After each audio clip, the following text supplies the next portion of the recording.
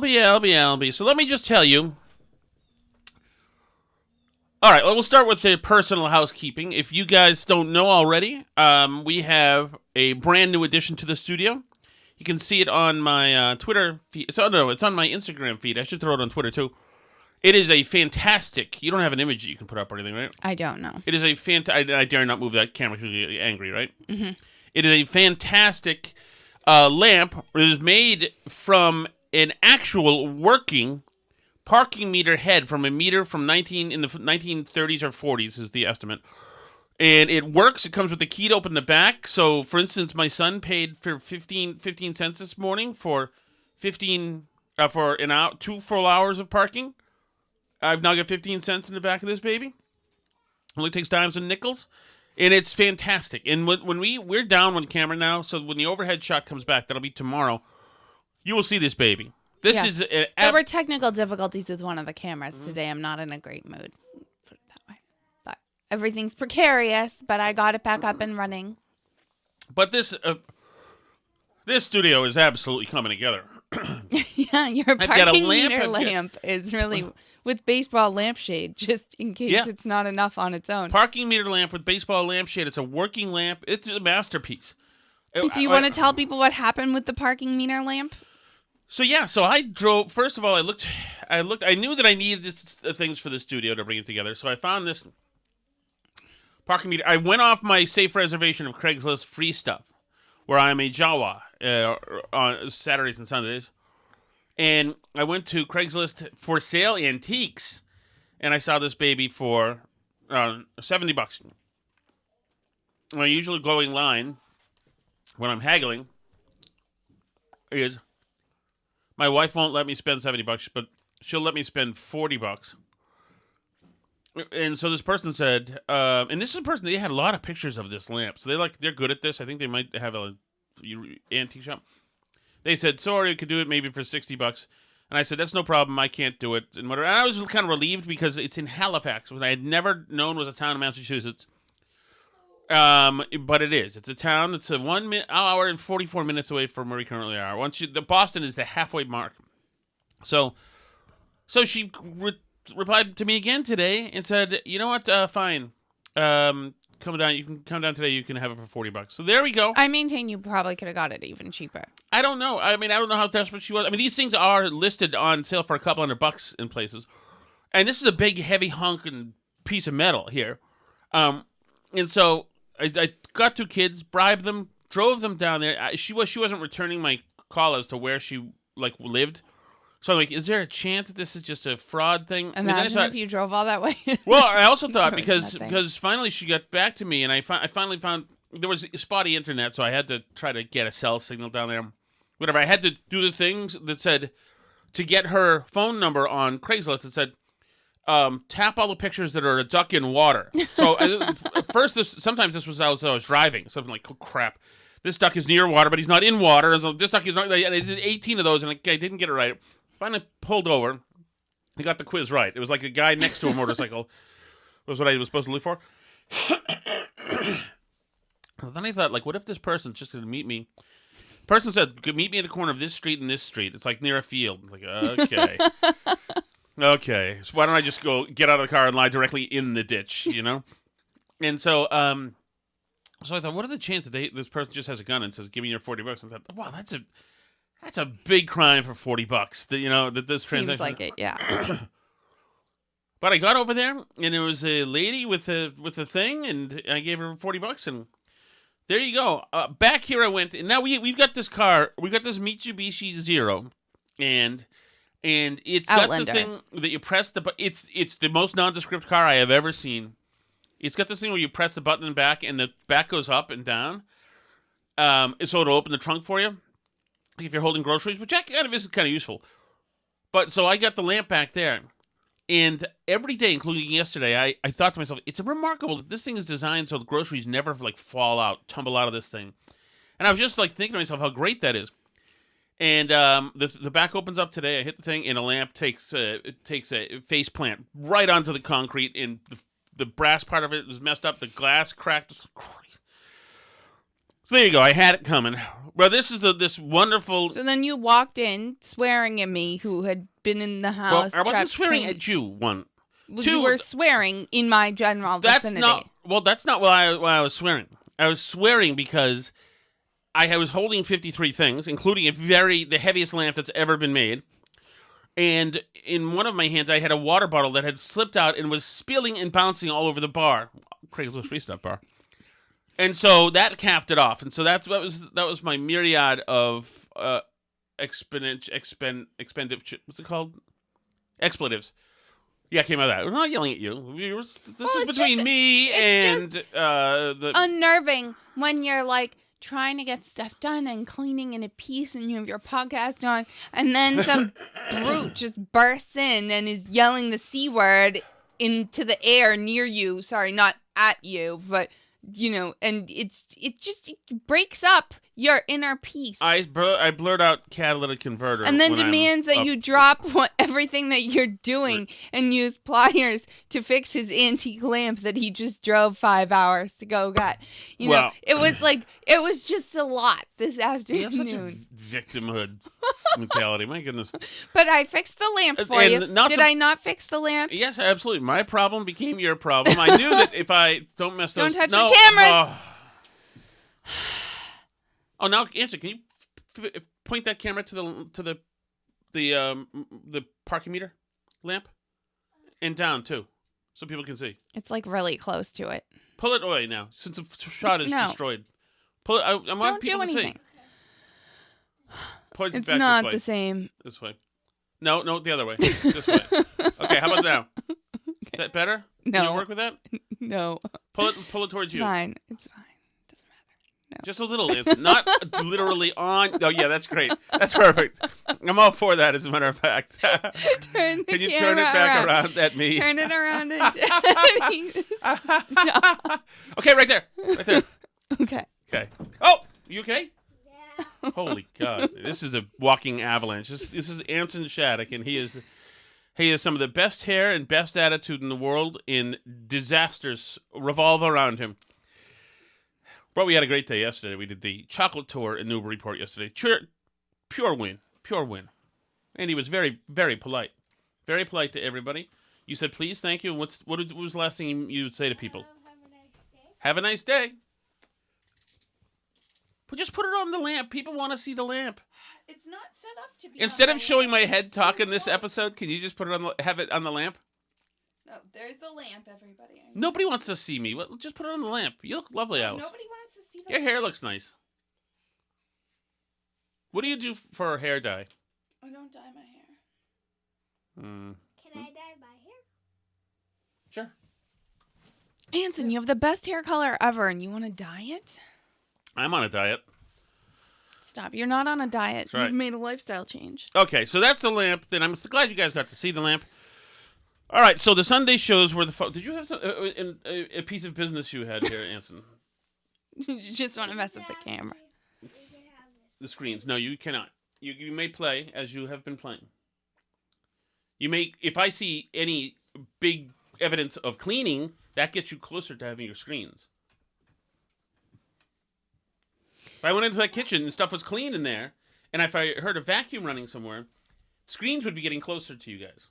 Good luck. Okay, so with that information, I'm going to pick It's hard to tell. They sometimes vacuum, but it's hard to tell that they vacuumed they put it or on, not they put it on vacuumed. blow somehow. I don't even know. Somehow they found a setting. Thank you. Okay.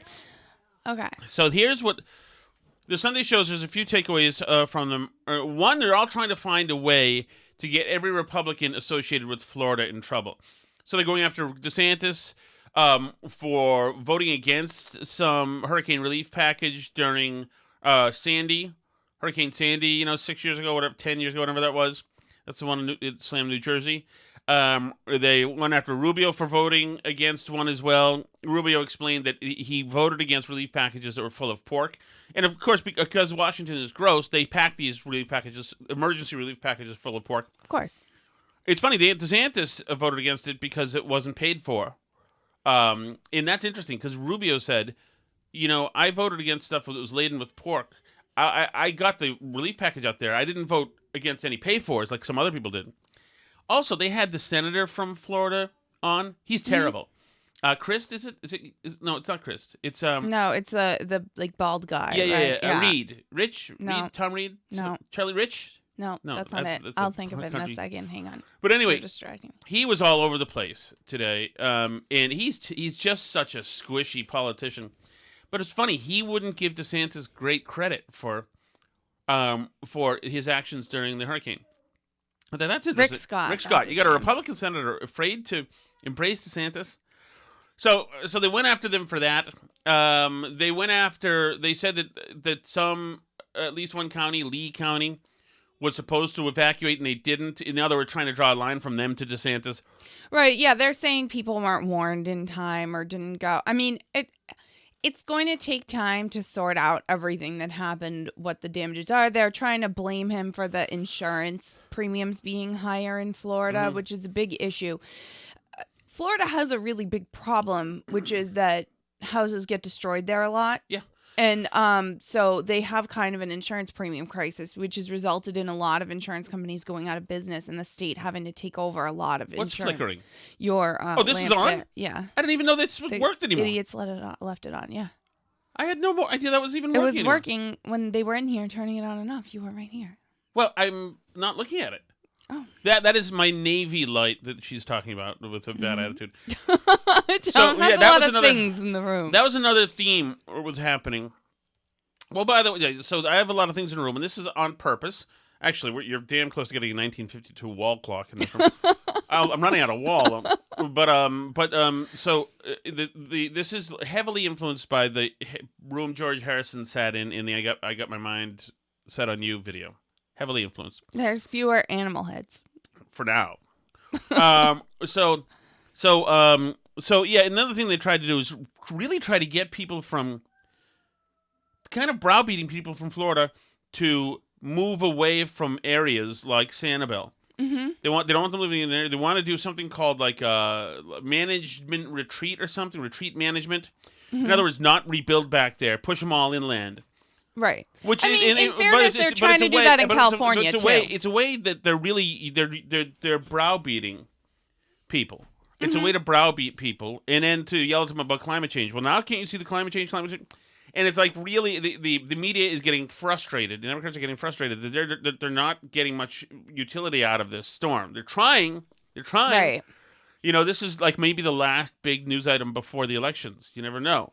Yeah, so if they can hit DeSantis on it, if they can make it about Republicans in Congress voting against something, if they can make it about climate change, I hate to tell you, people just don't really care about climate change. It just isn't that big an issue for most people.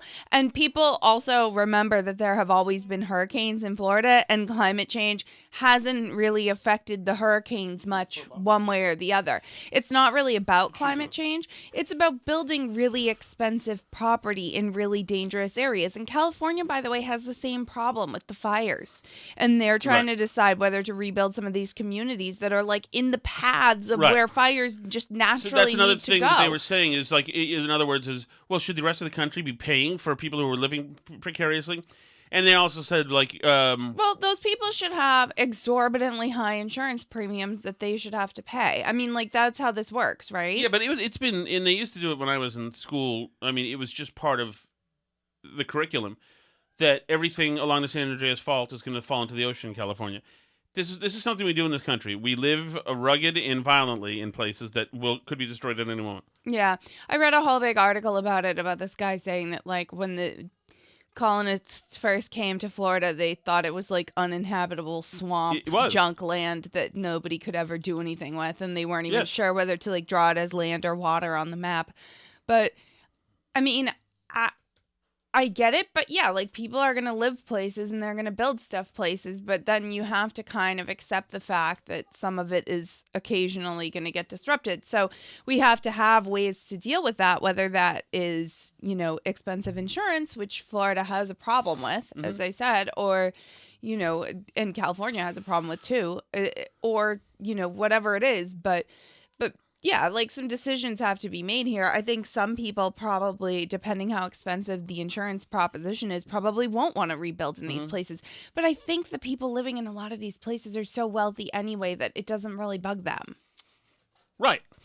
you know, And other people's- $200 a month or $400 a month in homeowners insurance. Like, that's not going to be the deal breaker in whether or not they live in a place. Right, and one of the people was asking, hey, should we maybe not build any more trailer parks in this? He didn't use that word. It was Chuck Todd. He used like mobile management facilities, like, whatever. It's trailer parks. But you know, it's there. You got to have cheap housing, right? And that's the cheapest of the cheap. Mm-hmm. I mean, I just think that's a fact of life. There's in Florida's going to get demolished here and there.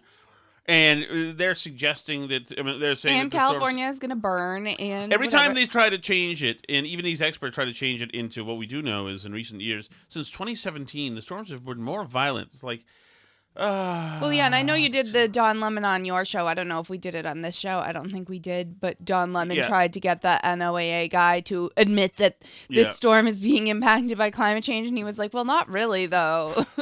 Right, but he basically just needs shut that him to be down. it. And there was a bunch of that today on all the Sunday shows as well. They all Right, essentially- so they really want it to be climate change, but there's been hurricanes in Florida for a long time. Like, we know this. This doesn't have to do with climate change. But yeah, they've been trying to hit him on a number of things. The latest that I've seen is a bunch of liberal, like blue anon, crazy conspiracy people have decided that the Volunteer Florida organization, which is affiliated with the state of Florida and is rated like 97% goes directly to helping people on Charity Navigator, that is some kind of scam that Ron DeSantis is running. That's just a grift to enrich himself. So this is the conspiracy theory. Is they're literally on Twitter right now telling people not to donate to help people in Florida because they think that it's fake and a scam. So that, I mean, talk about like conspiracy theories really impacting people. That's like a perfect example of how the left lets like conspiracy theories actually make them do stuff that's morally odious. Like, really, just let people donate to the Florida organization that's helping people on the ground right now. It's incredible. And Charlie Crist, who's running against him for governor, has like tweeted the same organization. This isn't a scam. It isn't a plot. That's like really just it. But I mean, they're out of their minds. Mm-hmm. They need Ron DeSantis to be doing something bad, and so they like have invented a conspiracy theory about it, and they're just embracing, and they don't care who it hurts. They don't care that it's going to lead people not to donate to help people who are recovering from a hurricane. That doesn't bother them. They're literally just doing it because they don't want Ron DeSantis to be doing anything good. So they have to have like a conspiracy theory about the charity. They're not answering their phones, says one quote reporter, because like, you don't think they might have something else they're doing right now that they're dealing with? You don't suppose? But yeah, I just, the whole thing is crazy. And then the other thing, I know we had played Kamala talking about. Did we play it on the show, or did you and I just talk about it? You and I just talked about it. Okay, go ahead. Play Kamala. It is our lowest income communities and our communities of color that are most impacted by these extreme conditions and impacted by issues that are not of their own making. And so women. Absolutely. And so we have to address this in a way that is about giving resources based on equity, understanding that we fight for equality, but we also need to fight for equity, understanding not everyone starts out at the same place. And if we want people to be in an equal place, sometimes we have to take into account those disparities and do that work. Do the work. So she is a gross person, gross human being. Our guy, Florida Cadet, who's down there in the wreckage. You guys should follow him, Florida_Cadet. He is, he's been taking pictures. He lives down there of total carnage. And he says, this woman, person, is dangerous. Treat people as people, regardless of color, creed, race, religion, economic situation. She should be ashamed of herself. Well, yeah, and so not totally only gross. that. Not only is it like horribly, she's putting on a clinic of incompetence and the fact that she's got nothing but haggard cliches to say at a moment like this. Mm-hmm. So what are we going to drive the water trucks past some thirsty people because they weren't affected by the Armenian genocide? Like, what are we doing? Well, and actually, this has had an impact on people because officials in Florida, like Christina Push has been tweeting about this, officials in Florida have been dealing with it where people are wondering if they are eligible for FEMA's assistance or not if they're white, because they're wondering, based on the vice president's actual words, they think it's like only for people of color or something.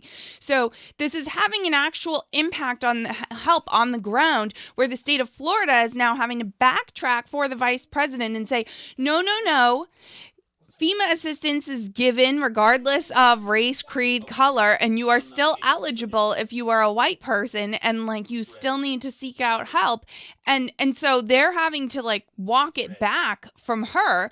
But then at the same time, now you've got like the liberals and the media running cover for the VP, right? Here's like Matthew Chapman, reporter at Raw Story, who's like tweeting the stuff about Harris and saying, this is a lie. Harris was not talking about the Hurricane Ian relief. She was talking about longer-term efforts to respond to disparate impacts on communities of color created by climate change. Well, it sure sounded like she was talking about the Hurricane Ian relief, which is why this woman cannot be let out of the building to go talk to the press, because every time she does, it's a freaking PR disaster. Right. And in times when people are literally wondering whether or not they're getting aid from FEMA for the hurricane that just wiped their house off the map, and they're not sure if it applies to them because they're white. I mean, like, just don't let VP Harris talk. Just keep her inside the Naval Observatory and keep her out of everybody's business. This is kind of culminated with the really sole Democratic barometer for truth and sanity left. It was Bill Maher, who turned the guns on her. Could see is replacing the vice president, because she's just not very popular anywhere, and it didn't seem to work out.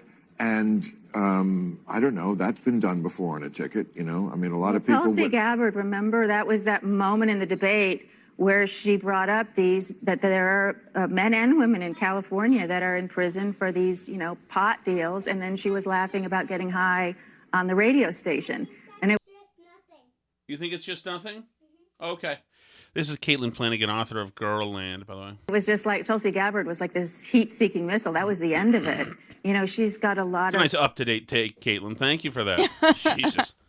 In addition to being, for some reason, an off-putting person, she also has, I think, a lot of baggage that probably wouldn't do well under a lot of scrutiny. I just think she's a bad politician, and I think she's a very bright person, but I don't know, but I can see them doing that, because a lot of the problem with Biden being old is, if he dies, then, you know, you're going to get this person.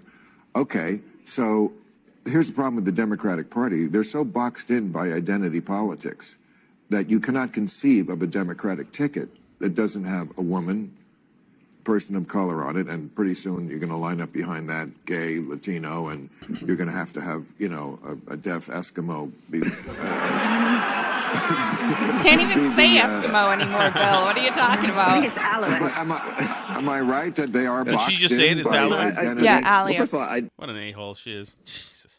I see it differently in that I don't think There's Kamala Van has Jones. caught fire yet or found her footing. I think that's true. I think the polling data says that.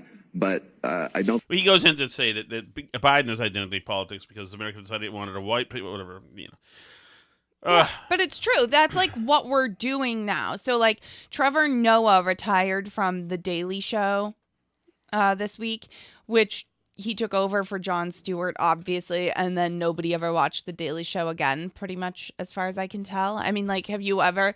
Like, Jon Stewart, when Jon Stewart was doing The Daily Show, was everywhere. That was like... And Yes. I know you've always hated it. Yeah, but I've never that watched a full episode. But I that always had saw so YouTube clips. much cultural influence at the Yes, time agree when with it you was there. big. It was terrible. The I know Jon you Stewart hate it, but- show was a cancer on young culture in this country. Well, right, but I mean, but it was huge, right? Yeah, it was yeah. incredibly influential in the Trevor Noah era. Did you ever like see any clips of it? Like I like forgot it was on. I saw the ones that were kind of made for me, where he'd learn something and then like went after Liz Warren for saying she was an Indian because like it was new to him and to the left. He's like, did you guys Right. know that she actually put on her, stuff that Hillary Chabot had reported 10 years earlier, But He was nothing to me. Right, yeah, but I just never What like show saw did it he around. do? Oh, he did the Daily Show. Okay, Right, yeah. So he's retiring from the Daily Show, which like they're all upset about. There was this like hysterical article in the LA Times about how he's leaving the Daily Show, and he was exactly who we needed at this moment because being from South Africa, he could explain to us how it would go with Trump or something crazy like that. Like, I don't even fully understand the argument, but they're trying to tie it somehow to the idea that like apartheid South Africa is like what America was like under Trump or something. This is the LA Times. Trevor Noah's position in a late night circuit populated by white American and Anglo jokesters, initially considered a drawback in his line of work, became his biggest strength. Like, did anybody when he started say like, I don't know, it's such a drawback that he's a black man? Like, what do you mean? It was considered a drawback. Like, how is that a thing? Nobody thought it was a drawback that he was black. Initially considered a drawback. I don't know if he can do it. Like, when was that conversation? Because that seems crazy. Yeah. All he has to do is read stuff. And he's like probably the most eloquently spoken person in late night TV in this country, Trevor Noah. Noah's distinct point of view came in most handy after Trump shocked many by winning the White House, in part because his background allowed him to answer a question many late night hosts could not. How might the country prepare for a Trump presidency? So listen to this. This is just a little bit how the media works. This is this PR guy named Andrew Sheridan. Mm-hmm. Anybody who's in radio as a producer probably knows him. He's good, but I just got this as we were talking. It's just bleeped in. This is the pitch for my show tomorrow. They have some author available, political analyst available. Kamala Harris says no hurricane relief for white people. Isn't that great? Isn't that great? But that was the takeaway from the way that she said it. And now they're trying to walk it back. You have literal, quote, reporters going out here and saying, that's not what she meant. She was talking about the long-term impacts of climate change. When you have to have reporters doing that, you screwed up your messaging. Because if people think there's no hurricane relief for white people, that's a problem with your messaging. I mean, like, she's terrible. They can't let her out. Mark in the chat says DEI, deaf Eskimos and inclusion. Mm-hmm. So, good time. Well, but so they can't let her out. That's fine. But you get him looking for dead people in the crowd. He's obviously, we're calling it a night with him. I mean, I do still hear people say that they want to. Do you think he's going to run, though? I guess it depends kind of how the midterms go, I mean, too. They don't want her. Well, it's okay. The polling is moving back to ass whipping for Democrats. Right. So, and there's more economic news to come in October. Right. And we're now like a couple weeks away from getting like further more revision, inflation numbers. We're 2 quarters and change now into negative growth. At some point, somebody's going to have to break down and say the word, Well, yeah. And like, if you look globally, I mean, England's entire pension system is about to go broke because they've been gambling it in venture capital funds, basically. And they're it's about to collapse like Lehman Brothers. They just essentially had to bail it out because they had a margin call that they like weren't going to be able to meet. Right. Unlike everybody's pensions in the UK. Right. In England now is, So and that's like really bad. They're like on the verge of a major financial crisis, like major, that's going to make 2008 look like pocket what change. Is it? Is it Truss? Is that her name? Yes, Liz Truss. The new PM. Mm-hmm. Not who me and Alice wanted, but she is a conservative. She is 180'd all of their energy production. They are now going to start fracking. They're going back to everything. We are now talking. Well, they had a bunch of headlines that everybody was going to freeze that winter. Well, right. We are going back to the black lung days immediately. And we have the same thing here in New England. National Grid put in for a 60% increase in energy costs this winter because they can't freaking afford to heat anything because this stupid region like refuses to put in pipelines or anything else. And Maura Healey's all for it. She wants no new gas hookups in the state. She wants like nothing.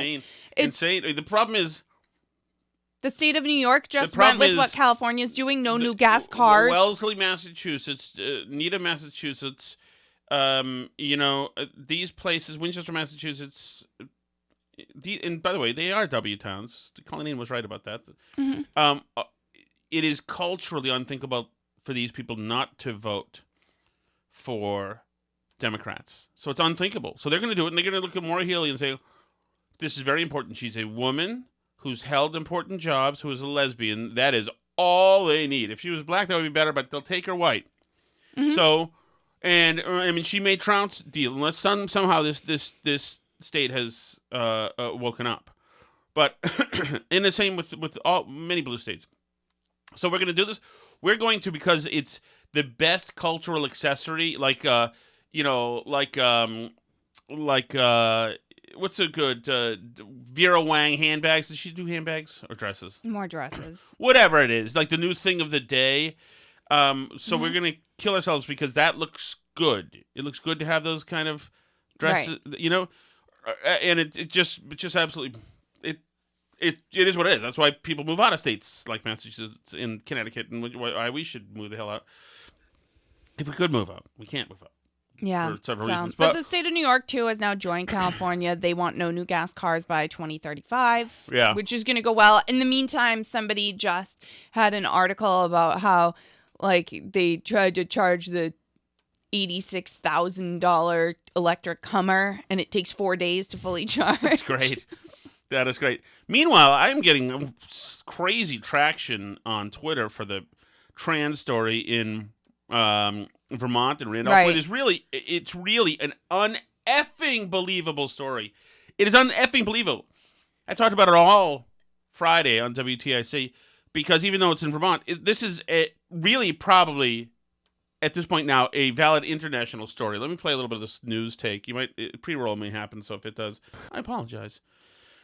This is uneffing believable. There's no way this can stay as is. It's too good to be true. Okay, hold on. We knew this could happen. The care of themselves we knew this could and happen. Their families hold to on. community health. Hold on.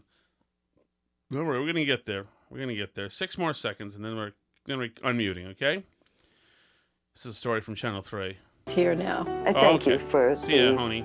By the way, Jon Stewart complimented your hair. A high school volleyball team has been. Thank you, John. I appreciate it. And he wants to know if you're wearing any pink garments today. Is today Wear Pink Day? No, but I'm wearing pink. Oh, I am not wearing any pink today. I will be wearing. It is Breast Cancer Awareness Month, though. So. Oh, is it? Oh, good. School volleyball. You know what? A great. Well, this is. I'll get right back to this, but when I worked at Intercom, at the front desk, Mistress Carey. Do you know who Mistress Carey is? No. She was a DJ for WAF. Okay. She was a good kid. She was a good person, and she worked hard, and she was fun. She had this great breast care awareness idea that they should take pictures. Women should send in pictures of their breasts, and men should send pictures of them holding their girlfriend or wives' breasts, not in a stupid way, but like a. And the listeners, of course, the AF love that because the AF listeners were largely naked a lot of the time anyway. It was just a great idea. What a way to show awareness, especially for young rock fans back then. I'm sure somebody's doing it now. There's a shout out to Mistress Carey. I didn't think I'd be giving, but she's good. She's got a gig somewhere here. I think around here. A lot of those, since they flattened that station, a lot of people have moved up here. Okay, here's the Channel 3 story. This is remarkable. Volleyball team has been banned from its own locker. Volleyball team has been banned from its own locker room while school officials investigate a conflict involving a transgender student on the team. Kiana Burks is live outside of Randolph Union High School where she talked with one of the players who is now facing disciplinary action. Kiana, what do you know? Vermont education policy says that students can play sports and use whatever locker room corresponds with their gender. But some members of the Randolph girls volleyball team say that they object to having one of their transgender teammates be in the room while they change. I spoke to one of the girls. It's a huge thing. Everyone's asking, so why aren't you allowed in the locker room? High school student Blake Ellen and her teammates are currently barred from using the locker room after some of the girls on the team objected to allowing a transgender player in the girls' locker room. My mom wants me to do this interview to try to make a change. Ellen says the dispute started when the trans student made an inappropriate comment while members of the volleyball team were getting changed. She says her issue is not with having the trans student on. By the way, Jon Stewart got huge props. Was it on the Menners show or was it on Montante's show? I think you were playing Menners' show. It's okay. I think. So, the team or at school, but specifically in the locker room. Biological boys that go in the girls' bathroom, but never a locker room situation. They broke her that much. So anyway, you get the point. This is uneffing believable, and no doubt I'll hit it again tomorrow, because you've got the girls are naked in a room. According to everything I read on Facebook walls, he's commented on their body. So they're having, some of these girls are like 16 years old. They're having a guy, maybe for the first time, peruse their bodies. Well, they are forced to be there. Like, the only people who are forced to be naked in front of strange men are, like, maybe prisoners? Maybe? And I think that's just about it. So you're forcing these girls, who are already probably a little bit crazy because they're teenage girls trying to figure things out, probably hugely insecure already, having to deal with, whatever, Chi-Chi Kardashian, perfect hourglass body being the beauty standard of the moment, and some dude named Chip is in there looking at them, next to them, with all his man apparatus. I mean, I know it's not sexual assault, but it's in the vicinity. Psychological sexual bullying. There's no doubt about that. Yeah. And so then he's saying, like, what? Are you trying to get parents to converge upon the school with weapons? Is that what they're trying to do? It's weird because under any other circumstances, the left would absolutely have a problem with it. Like, if just change the one condition that, say, the guy wasn't saying he was a trans girl, and the left would have a huge problem with everything that was going on with the situation.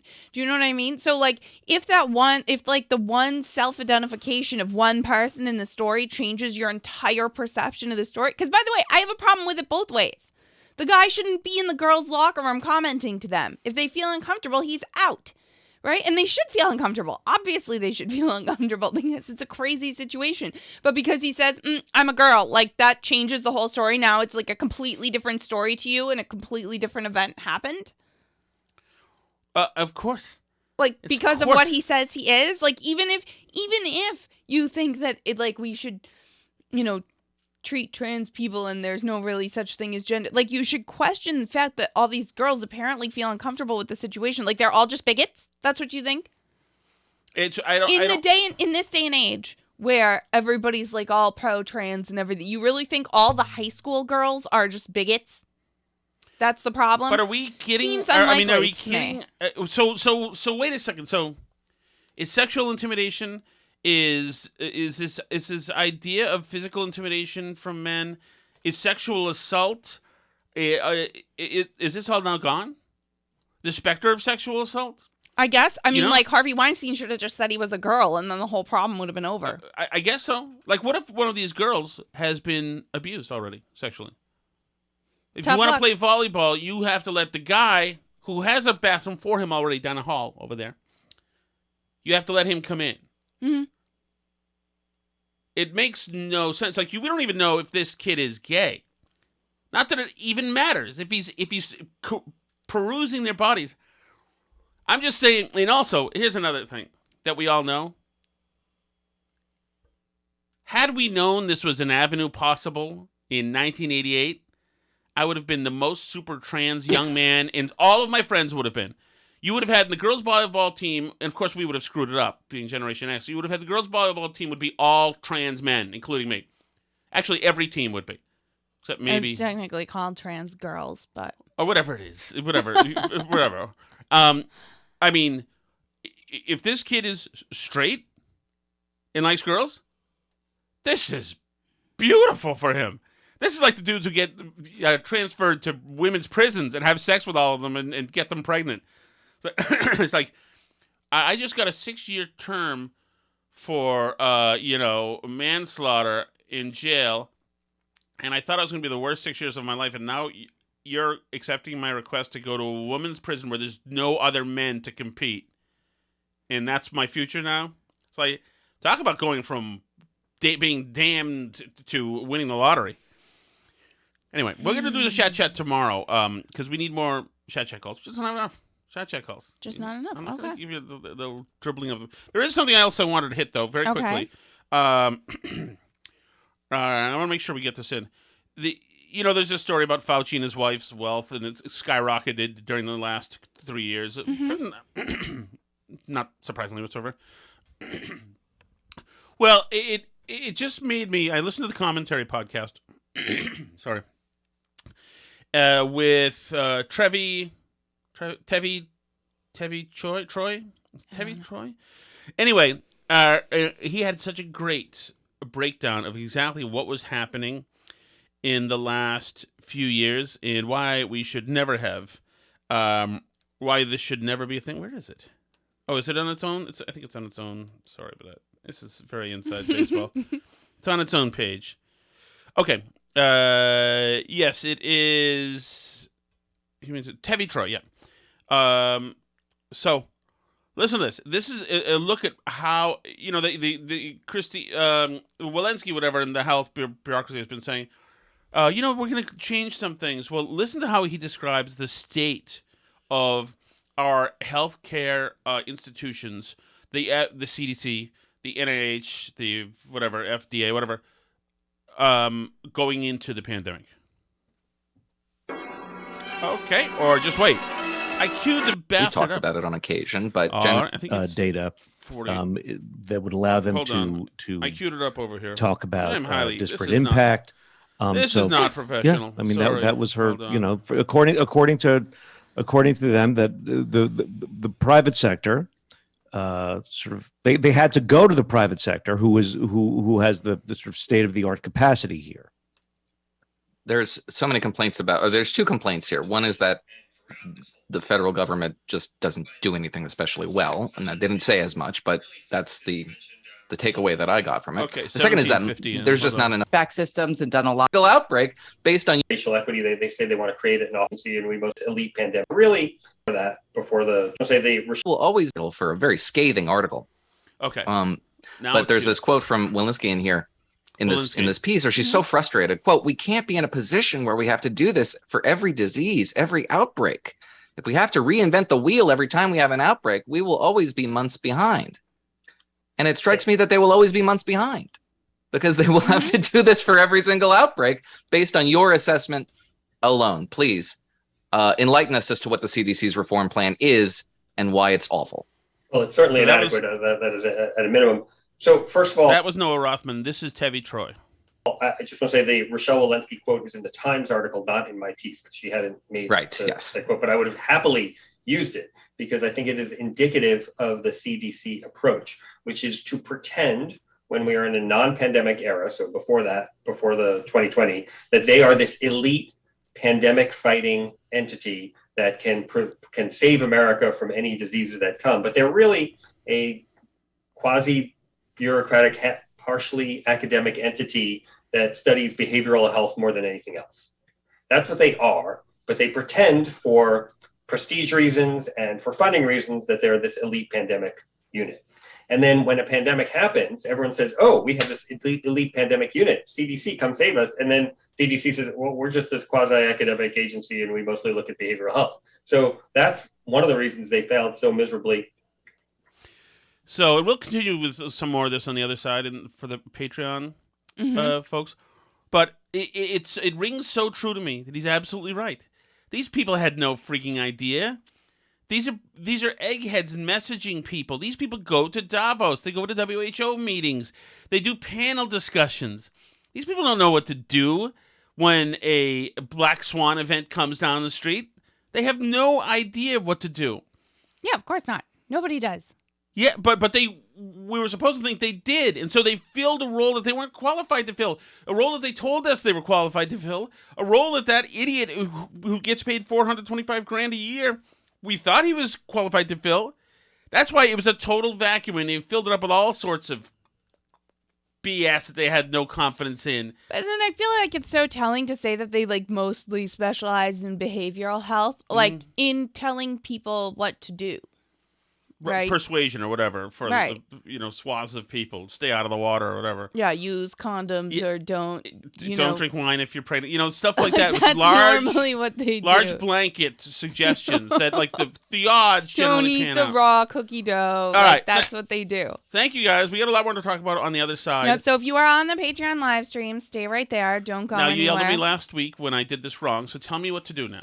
I would like to let me end the show as normal. Okay. And then pause for a second and then signal to me when you're about to go in again so that I know to restart then. Okay, why don't you end and I'm not going to hit anything until you tell me to. Okay. Okay. So if you're listening on Patreon, we are doing the extra part of the show, so don't go anywhere. If you're not on Patreon, you can do that by going to patreon.com/burnbarrel. We do some extra content there. So we what do do our the live stream non-Patreon there. people get screwed out of? What do the non-Patreon people get screwed out An of? extra show segment each week on Sundays. Is John Stewart a Patreon person? Of course he is. That's why he's in our Patreon chat right now. And then also said nice things about my hair. Our live streams. Yes. Kill you to say nice things. Your hair looks fantastic. No, he already said it. The wind's out of my sails now.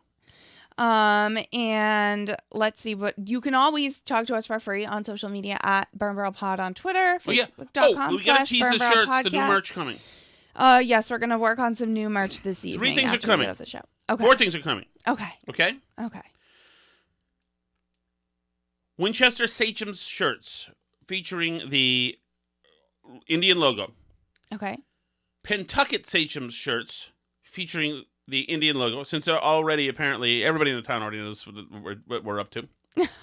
Now, if there's somebody already doing this legit, not that ours isn't legit, but it's not. But then you let me know who they are, and I'll plug them, because somebody, we're using our the same company does our other stuff, which as far as I know are like slaves in Nairobi, so I don't know who really makes it. But it's good stuff. I'm wearing it right now. See. So we're gonna start, because I've noticed people clamoring for those shirts, especially the Winchester Sachem shirts. It's like nobody has them yet. We'll just put the logos on the shirts. We'll put a tiny markup. We make I think $4 a month on for shirts. We only add up like $1 or $2.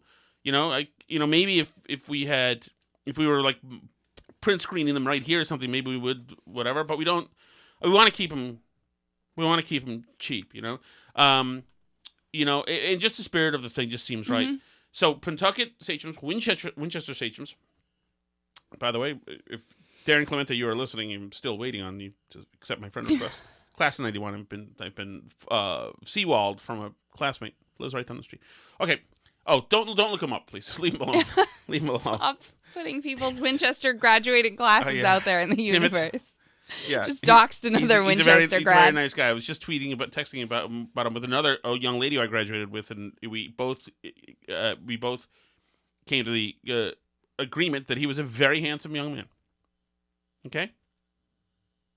Sounds good, honey. Okay. Well, I get to play. Sorry, did you have more shirts that you wanted to describe for people before we go? Third, we're going to do for the folks in Connecticut, Glastonbury tomahawks.